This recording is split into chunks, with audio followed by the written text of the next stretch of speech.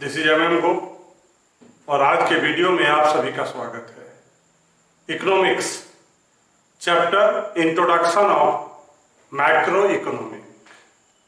My dear student, before we share with you about the macroeconomics, first of all I would like to share with you what does mean by the word economy.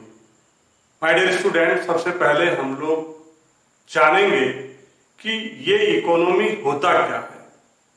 किसी भी country का जो operation होता है, money का supply, commercial activity, industry, उसको हम लोग बोलते हैं economy.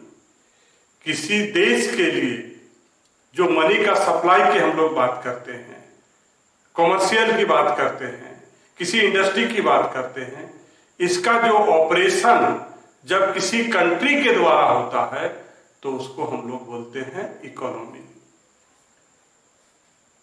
The operation of a countries money supply, commercial activity and industry. जब किसी देश का जो मनी सप्लाई होता है, कॉमर्शियल एक्टिविटी होती है, इंडस्ट्री होती है, उसका जो संचालन होता है, कंडक्टिंग होता है, उसको हम लोग बोलते हैं इकोनॉमी। अब हम लोग बात करेंगे मैक्रो इकोनॉमिक। मैक्रो का मतलब होता है लार्ज, बड़ा, होल, बड़ी मात्रा में। Macro economic the part of economic theory which study the economy.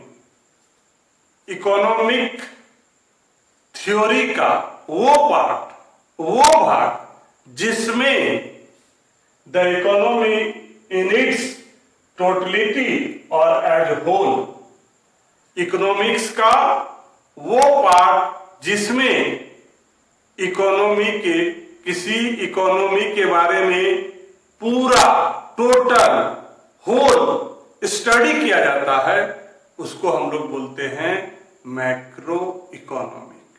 Once again, किसी इकोनॉमी का वो पार्ट, इकोनॉमी का वो पार्ट जिसमें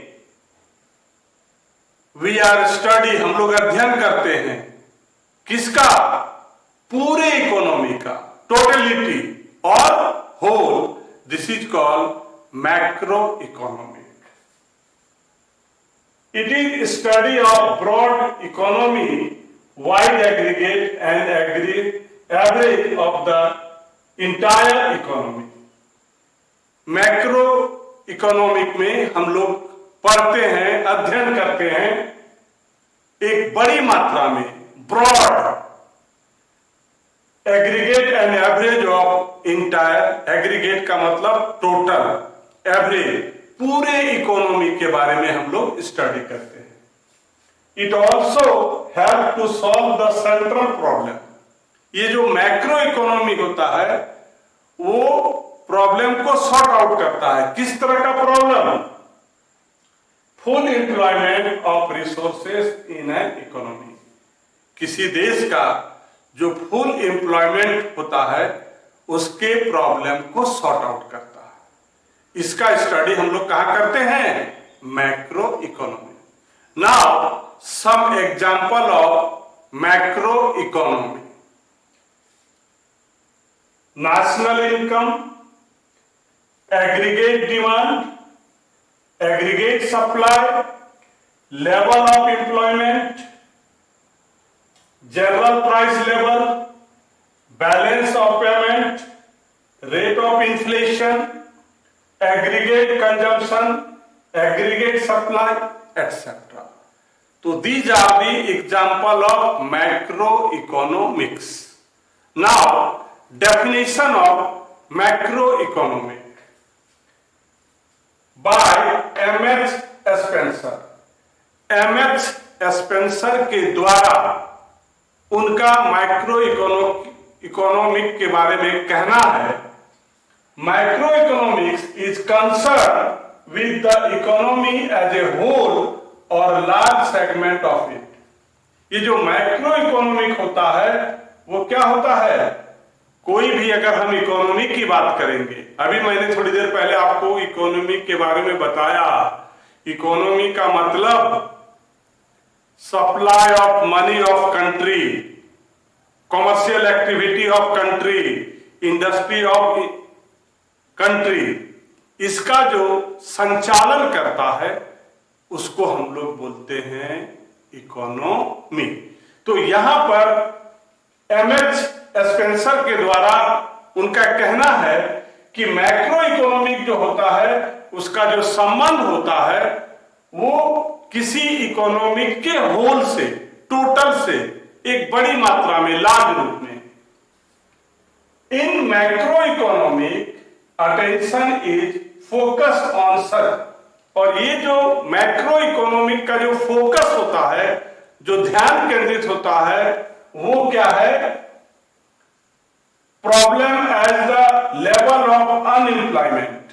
किसी भी कंट्री का, किसी भी इकोनॉमी का जो प्रॉब्लम है अनएम्प्लॉयमेंट का, the rate of inflation, the nation's total output and other matter of economy wide significance. MH Spencer का कहना है कि ये जो मैक्रो इकोनॉमिक होता है वो होल इकोनॉमी से रिलेट करता है और इसका टोटली फोकस होता है unemployment of economy, the rate of inflation, the nation's total output and other matter of economy wide significance.